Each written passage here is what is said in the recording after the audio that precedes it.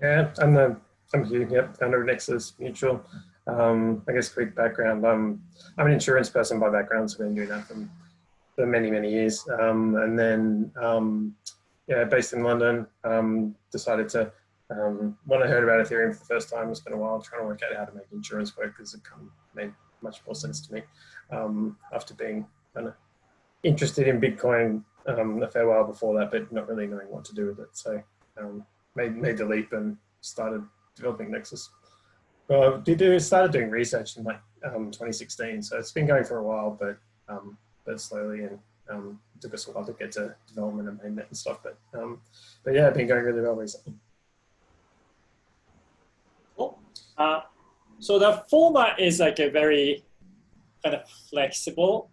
I think I put that like a fast 10, 15, 20 minutes, however you like, if you just talks about Nexus Mutual, and also I put the theme of like a risk on the yield farming, especially that like nowadays like yield farming is all over the place, and the people and the risk is also rising a lot. So probably more focus on that area, and yeah, then after that, basically anyone can ask questions.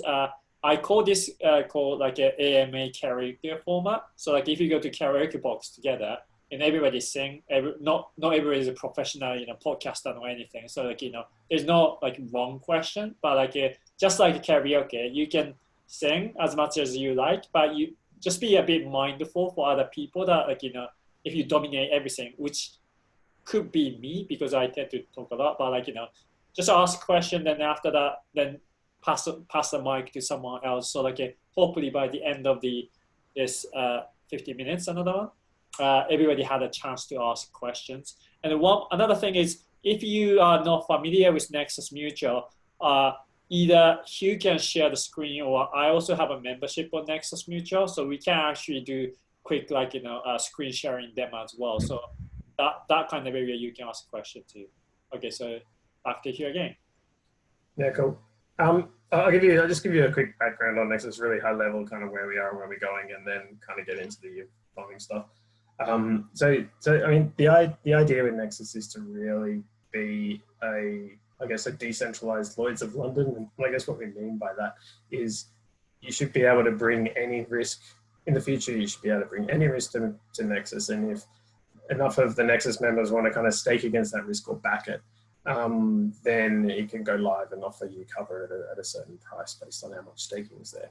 So, and when we say any risk, we really do mean any risk, because we have people that vote on claims. That's effectively an oracle that can look at any data source. So it can really be off-chain stuff. It can be.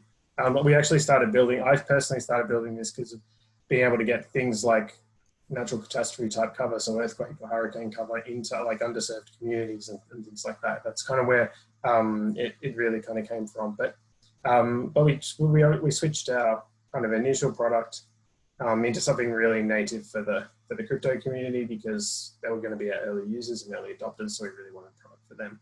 And that's kind of where smart contract cover was born, because I watched the DAO be drained live, and it was kind of like, okay, we've got a real risk here that we kind of have to deal with if this whole space is to be successful. So that's kind of where we've started.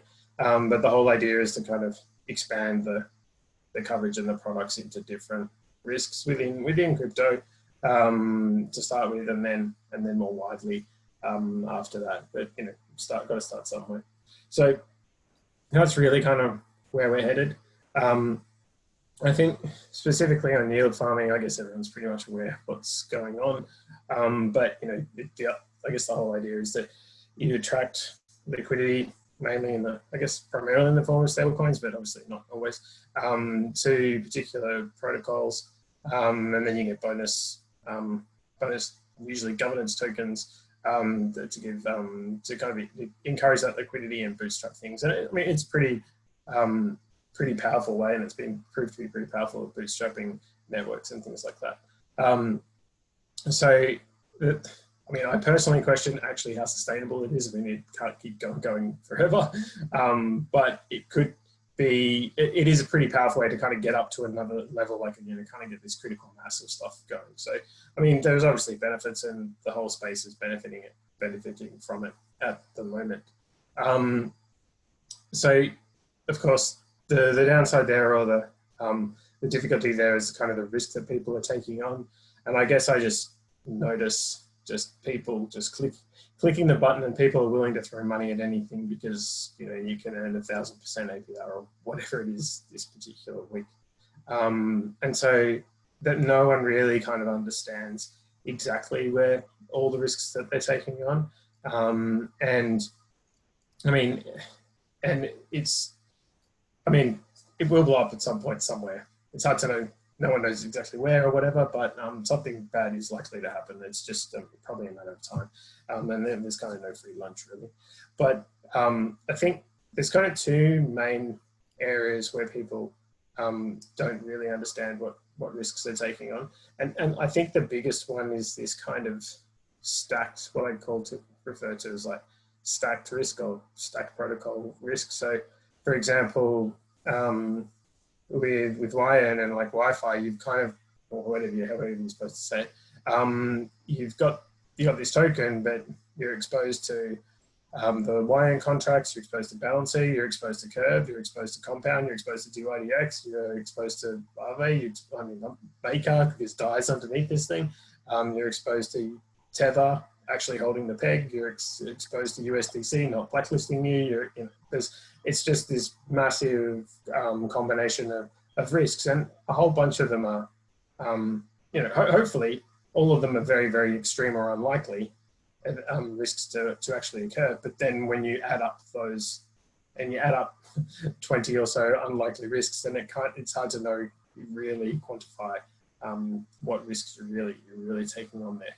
So in Nexus in particular has been, we've kind of been overwhelmed with demand in terms of people wanting cover and stuff because of this, because you can get cover on a particular protocol, and if you're earning quite high double digits or even triple digit returns, then it makes a lot of sense to sacrifice some of that to get some obviously the high returns, get a bit of risk reward position.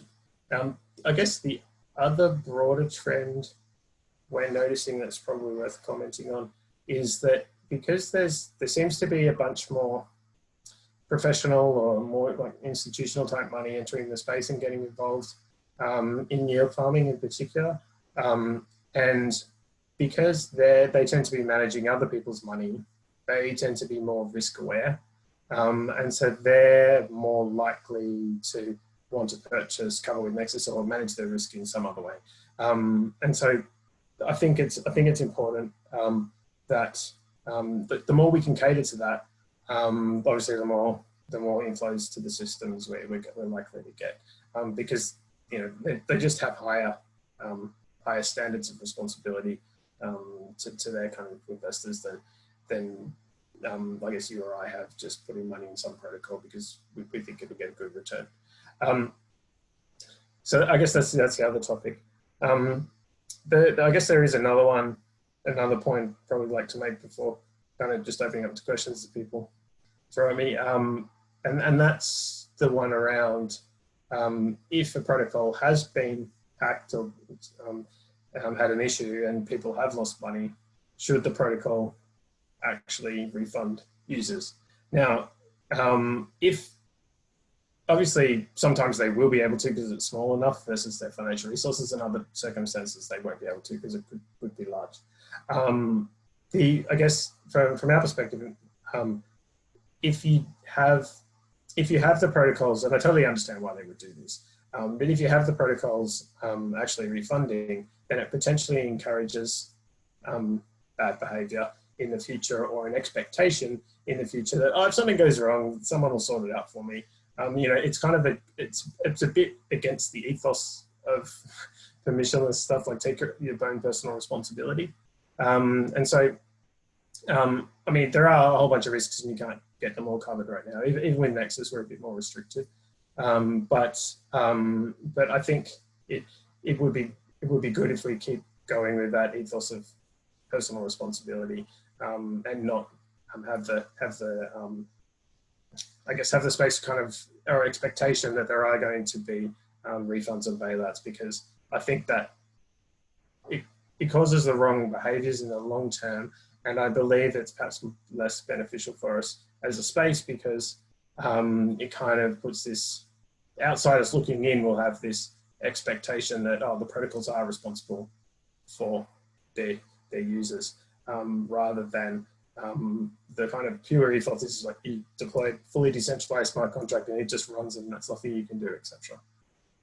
So yeah, I think there's, yeah, obviously case by case it may make sense to do it, but I think there are wider considerations we probably need to think about as a space for that. So that's just another point I've been thinking about over the past few weeks. So yeah, I can keep talking perhaps, but it's probably going to be better if you guys jump in with questions. I had a question. And thanks for that explanation. How closely do you work with, each protocol in terms of, they might have an idea. Do they come to you and say, hey, we have this idea. Do you want to, develop it in parallel with this idea, just so that when we launch, we have, these things to offer? Right now, not too much, but that's starting to change. Right now, we kind of have a standard product and that we can kind of provide that across all kind of protocols. But the definite vision is to kind of change and kind of address bespoke coverage or particular terms and conditions that work for a particular individual or protocol or whatever it is. So so we haven't quite got there yet, but that's where we're headed. We have to make a few changes to our protocol to make it easy and all the rest of it, but that's the direction we're going in.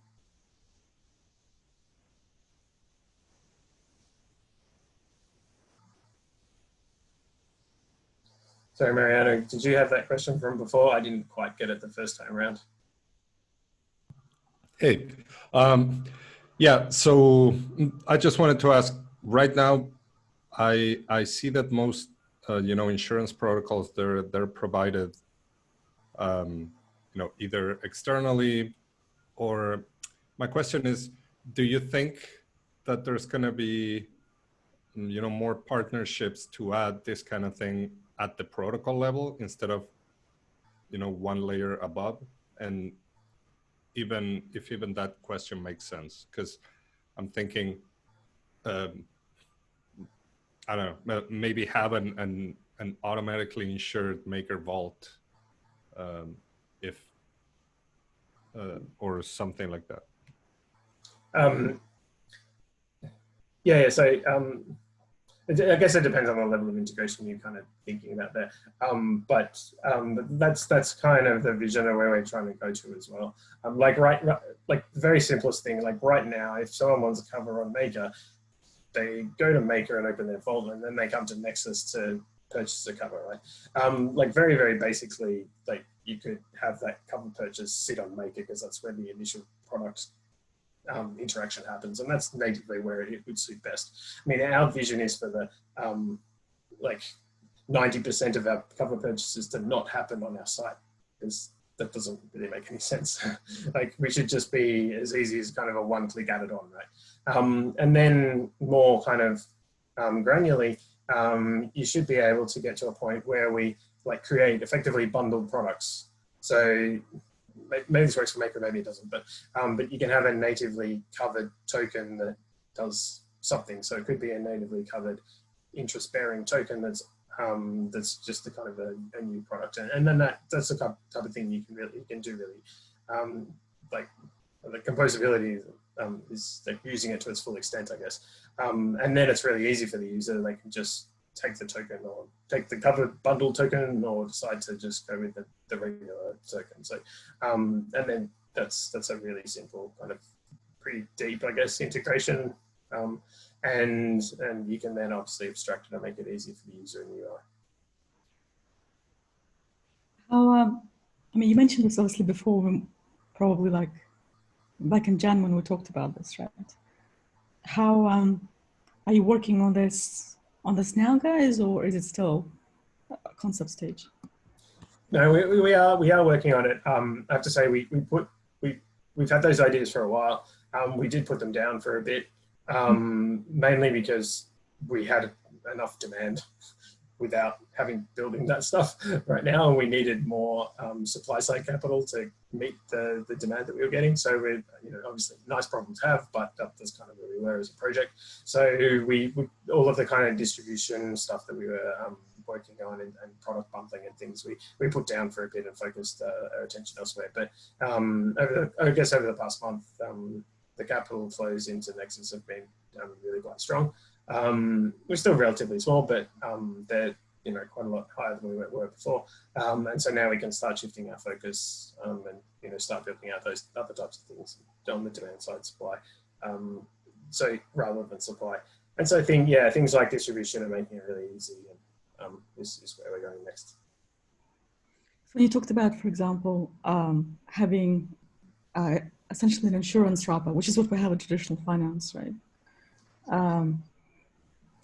If we look at the case of a yield generating token, right? So let's say something similar, to any of the Y tokens, right? Or stuff like we discussed before, which is very similar as well, right? Are there any limitations to you being able to provide that wrapper on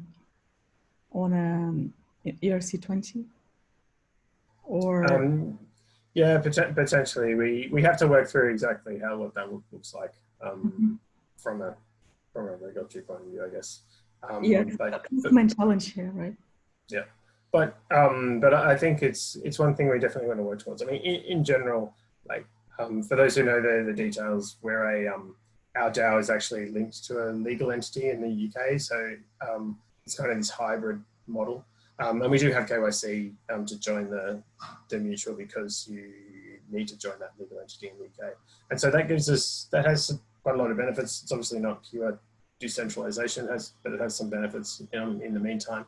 It gives us some clarity on the legal and regulatory side. But there are kind of things we can do in the future, especially we want to kind of fully decentralize things and stuff. So I'm back in. So we'll fully decentralize stuff, and then we have the option of getting rid of the legal wrapper as an option. Well, I guess we have to see, because it does have some benefits there.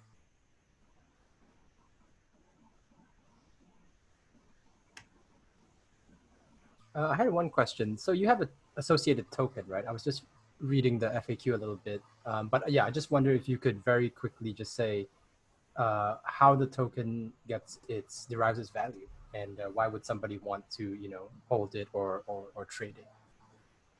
Yeah, so the token kind of represents like membership rights in the mutual, and if I very quickly kind of describe it, like you've got the DAO or the mutual, just same thing. There's just one kind of capital pool that sits there and it manages funds. So all the kind of costs of the cover go in there and the claims come out of there. And if people just want to contribute capital to create the token, they can do that. So there's one capital pool, and then over the top there's the kind of the NXM token, which basically just represents membership rights in the mutual, and it's like governance. And but its main purpose is to actually align incentives, because insurance businesses are kind of this thing where you're always trading off short-term stuff for long-term. So like in essence, it never makes any sense in the short term to pay a claim because it damages everyone, right? But longer term, like if you decline all claims, then there's no point to you actually existing. So you have to have this way of kind of pushing and aligning the incentives over a longer time frame. And all of the mechanics of the token are designed to do that. And so basically all of the surpluses that the covers generate, so basically the cover costs minus any claims, plus any investment earnings of the assets of the mutual, they directly accrue to the members of the mutual. And so that's kind of what the token represents.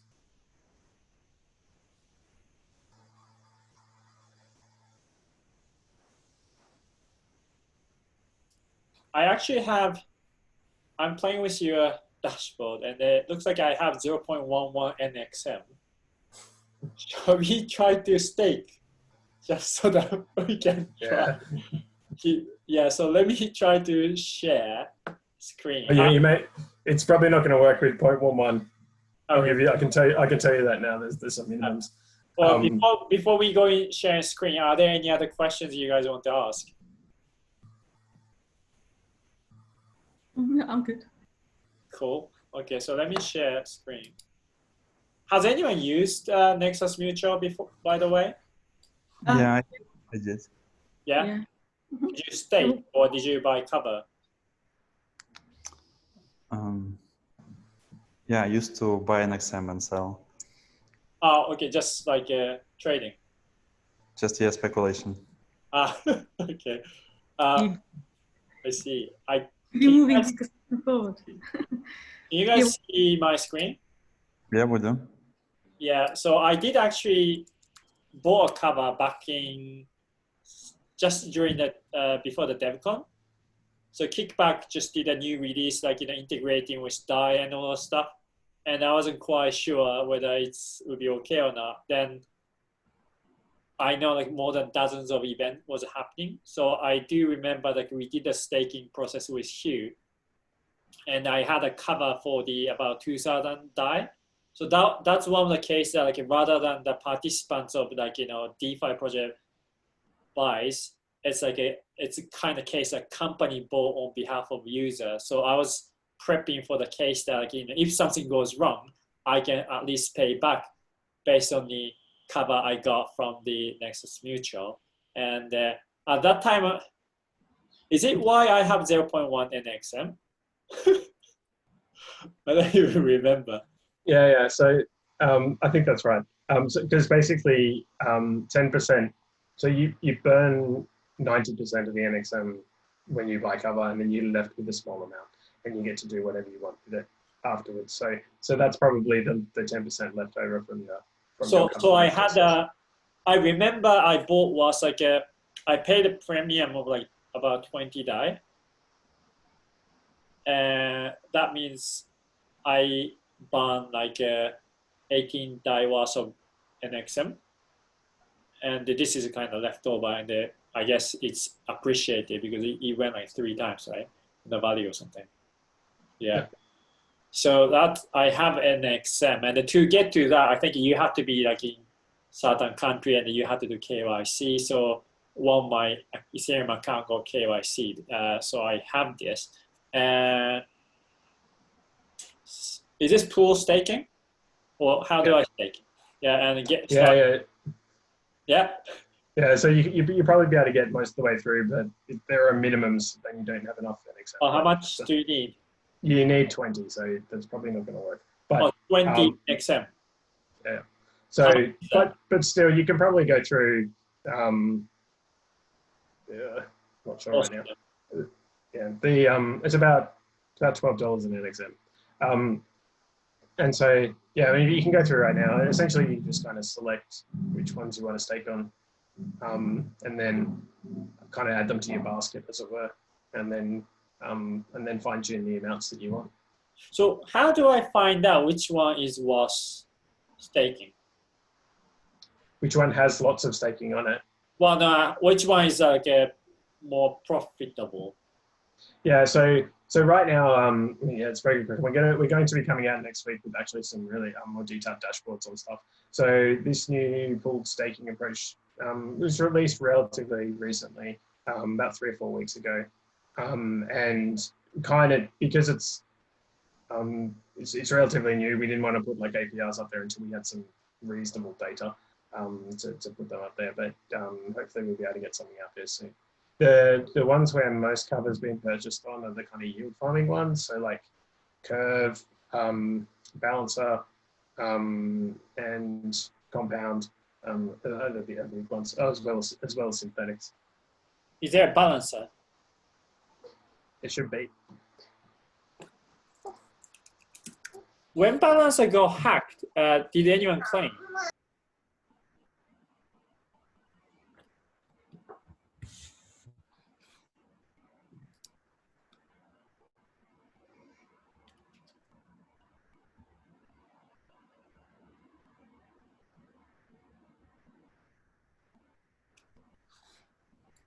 Let's see what's okay. So clicking the link just goes to each page.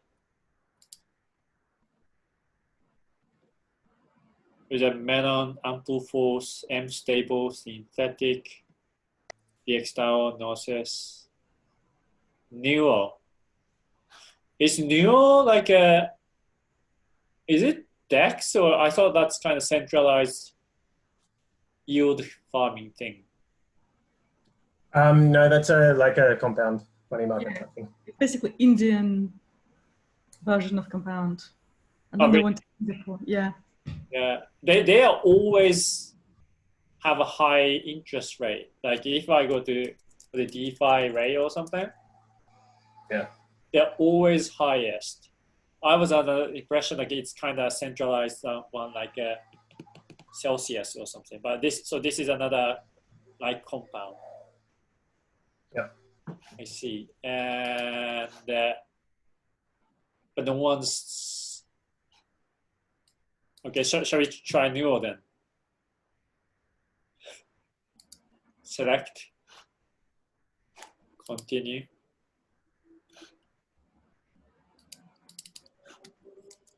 .1. I see. So that's where you need more than 20. And how I cannot find out like a kind of interest rate equivalent of things. Not as yet, but that's basically, we've got dashboards coming out in the next week. Okay, I see. So currently, like you can't really figure out, and I see.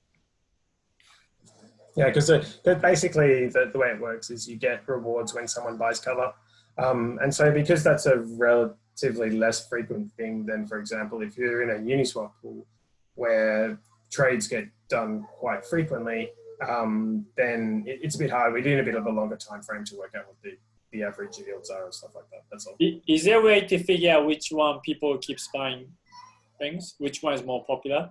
Yeah, so if you go to nexustracker.io, then that's, yeah, nexustracker.io, yeah. Then you can just see the covers by protocol there, the second graph. This one. So basically Curve, compound, bouncer, maker, synthetics. How do I buy this yarn thing? Sorry, how do you buy the YN thing? Yeah. Yeah, so you can buy YN. I think it's out of capacity right now. The one thing which how do I add a capacity? You basically stake on it. But I didn't see it though. It should be IN somewhere. Oh, this one. IN. Yeah. I see.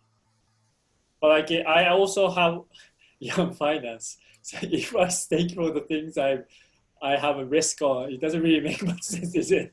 No. You kind of want to do one thing or the other, yeah. No, sorry. Yeah. You don't necessarily want to stake on it. You could if you've also got if you're also exposed to it, also using it.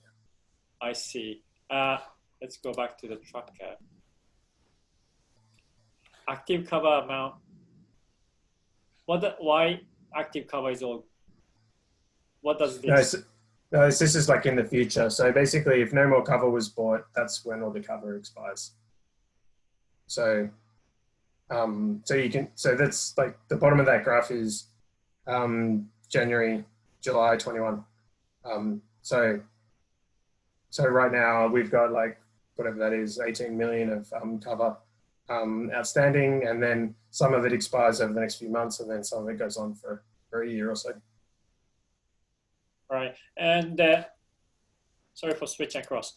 When I was looking around, I saw a bunch of like denied cover. Yep. And it looks like by looking at the contract, this is, what's this? That's Maker. But this is Maker, right? Yeah. Why do they make, because we know Maker hasn't hacked yet, right? Why are they claiming? So this is a good question. So basically some people just occasionally put in a claim even though there's been no event happening. And so like that's just happened recently. There's a pending one just there. That's for Uniswap. And then there's a bunch of others there. So people just do that, but there is a spam prevention kind of mechanism there. Of that 10% of deposit, you can lose some of it if it gets declined, just to prevent it. But some people will submit it anyway. Yeah. So this is Uniswap V2, right? Yep. And in terms of the one which actually claim happened, I saw 3 of them. Yeah. So it's all BZX. This is BZX, and they're just different people, but it's the same contract. Did you have some hack on December 10th? No, that was when the cover was purchased. Oh, okay. Oh, but they are all the, oh yeah, XAB, so they are all 3. Yeah. You said you have OPM and the balancer, right? And they got hacked, but no one claimed. No, not yet. That's correct. So that we've got with Open, there's one potential claim there sitting there that I guess waiting for someone to submit, see if it happens. Yeah, and I guess the same thing happened with Balancer. So that happens regardless of whether OPM and the Balancer pay back to the people, right? Well, yeah, that's actually an interesting question because it's actually required that there's material loss has occurred. So there is a debate whether the claim should be paid if there's a refund, but I guess we haven't actually tested that particular thing. Honestly, it's up to the members to vote whichever way they want to vote on that one. So look, we don't expect absolutely everything to be like fully defined. It's really hard to define exactly what events should be covered and what should not be, but in essence, we put the definition documents up there, and it's up to members to interpret it. And if they believe that a claim should be paid, then they can do that, and obviously conversely as well. Where can I see members' discussion happening? Governance. It's in the. Oh no, that's more protocol updates. The discussion on the claims will happen on our Discord primarily, but it's interesting. One thing that we did notice with respect to like the BZX hacks and things was that there was a lot of conversation and a lot of like heated debate and argument. And if you looked at the chat in the Discord, you would think that there's multiple sides of the argument going on. When you looked at the actual on-chain votes and the split, they're all like 99% plus in one direction, or the other, depending on which one we're talking about. So I guess from that perspective, we're actually quite happy because in general, when the voting actually happened, the actual on-chain votes, that was very clear cut whether a claim was accepted or denied, regardless of the heated discussion in our Discord channels. I see. I have some other big questions, but before that, I've been dominating the conversation. Do anyone else have any questions? Yeah. Okay, so then now I want to go for the big question so the Wi-Fi, you said that there's so many aspects involved, so hard to cover.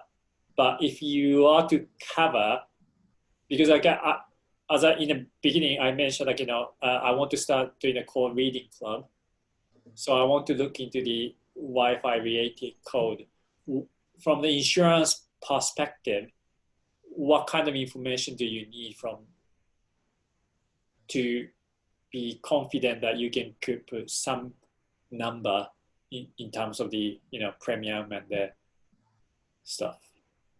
Yeah, so I mean we've simplified our pricing mechanics quite a lot since we've launched, and basically all it comes down to right now is the amount of staked NXN against the particular contract. So if enough members stake on it and essentially putting money behind it, they can use whatever tools they want to behind the scenes, so they can run all the testing software and all that type of stuff as much as they want. And then they can use that to inform how much they want to stake, as well as obviously the potential rewards available. So bringing that all together, that kind of gives the price, and it also the amount of staking also gives capacity. For example, if there's some particular smart contract that no one wants to stake against, then you can't buy any cover on it. So is it matter of just any member just make a proposal to say, hey, I just want to cover this? Yeah, exactly. And what's the minimum you need? Well, it's essentially the minimum stake is like 20 NXM, so it's relatively low. But then, but when it covers when something's new in its first launch, we only ever offer cover up to the maximum of the staking that's backing it.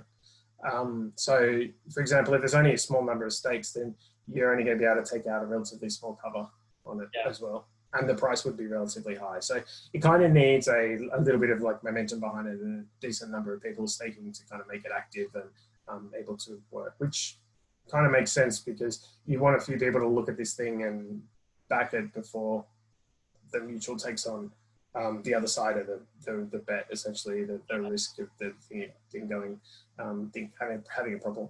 But you can't ask Wi-Fi community member to stake because they already have the bear the risk itself, or is it? I mean, in theory, I mean, anyone can stake, but yes, I mean, it doesn't make much sense if you're exposed, and that means you're kind of doubling up on your risk potentially. So. Yeah, like in case of like original spirit of mutual is like you put people who's in the same boat kind of put the money together, but that's under the assumption that owner of the 10 different boats put the cover together. So if one boat sinks, other people can cover. But basically, balancer is one boat. Wi-Fi is one boat, so the owner of the community member of Wi-Fi doesn't make sense to make the cover. I see. Doesn't that isn't it a bit challenging for you to attract more cover? But part of the reason is like people have a lot of fear on the DeFi project, so like you have a lot of demand, but the people who has a fear wouldn't put the supply money because the part of the reason they want to buy the cover is their fear, right? So the people who wants to buy the cover wouldn't supply. So what's your kind of plan to attract more kind of supply side? Yeah, so I mean the stake is essentially so we're changing a few things actually. Hopefully next week, kind of make the pricing and capacity a bit more competitive and things. We actually changed it a few weeks back and probably moved it too far one way, so now we're adjusting. That's how things work with these mechanics. So hopefully that's going to help. I mean, I'm backing a fair few things. I'm pretty happy with the reward levels over on a yearly basis, but we have to target like different groups of people like this. We also want ideally we want specialists in there and auditors and things like that actually are a bit more independent and professional and know what they're doing. And so we're looking at ways we can attract more of those types of people into the platform as well. So then, has the auditing company have ever put the risk side? Because they could be the good one, right? The other one, if they review it, and if they think it's good enough, now it's time for them to stake. For example, the Wi-Fi stuff, like Trailbits, I think they found some bug, right? Immediately after they deployed the Wi-Ball. Now they have looked at the code, so now they are confident. It is a good chance to ask these guys to stake some. Or has it ever happened, that kind of stuff?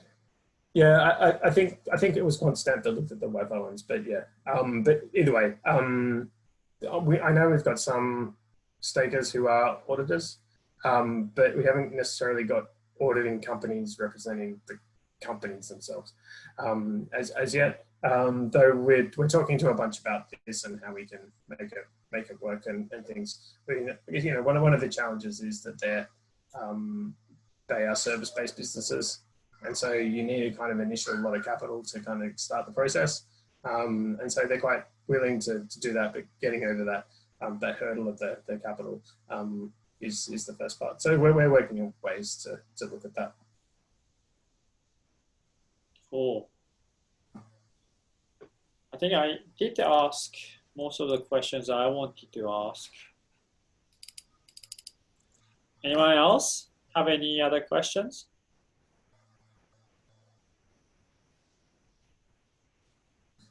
Yeah. Nope. I think I'm good. Yeah, maybe something about future plans, if it's fine. Yeah. So I'm reading a lot about captive insurance. So do you have any plans to implement like captive style of insurance where liabilities can be forwarded to like a legal entity from smart contracts? I guess so. We are a legal entity ourselves, so you could kind of describe us as a captive in some ways. But if we're talking about kind of getting the risk like outside DeFi, like kind of off-chain type stuff, I don't know if that's where you're headed. But yeah. So my question. Yeah. So sorry for interrupting. So what I'm interested in, like, to make a captive cell, right, for a project. Let's say XDAI as a project may fail one day, right? And let's say some people will be interested in making legal claims in the real world against some, losses.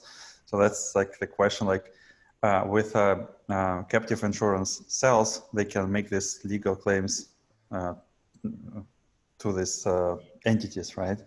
Kind of sub-entities of your entity, so something like this. And but payout can be made in using smart contracts, right? So that's something I'm kind of interested in, this type of hybrid future where you have legal entities to resolve like risks with people who are interested in resolve them in real world, but payouts can be made in cryptos. So could you explain what captive insurance is? Well, captive insurance is basically when a company is insured themselves using their own entity, right? So that's like you don't use a third-party insurance company to protect from risks, right? Let's say Disney can have their own insurance company, and this company will protect risks of all people who are using, Disney parks. Something like this. So, yeah, captives tend to work well where you have like a larger, like multinational or something which has lots of business divisions, and they kind of set up an internal insurance company that kind of covers everyone because the business divisions are a bit different. Captives where you have a more of a smaller group where it's essentially self-insurance, but you have to spread the risk somewhere. And if you're just the only entity, you're not really spreading the risk. So kind of when you have lots of smaller entities, mutuals are kind of the next step from captives because you can have lots of smaller groups within the same industry that share similar risks, group them and pool them together. And so I guess that's what we're trying to do. But obviously you can set up captives. I mean, I guess one of the benefits of a captive is if it's a company, then it's got limited liability, then you can cap the downside. So yeah. Okay, yeah, thank you. Yeah, great presentation. Thank you very much. Good, thanks. Okay, we are 7 minutes early, but like are there any other questions? If there isn't, we can finish a bit early and enjoy the Friday evening. Yeah? Okay, so thank you very much for joining and asking lots of interesting questions. I'll try to put that into kind of YouTube video so you can share. Yeah, and if you're interested, during next week's session, it's more like code oriented, but just join us. Yeah, that's it. Okay, thank you guys. Cool. Yeah. Thanks everyone.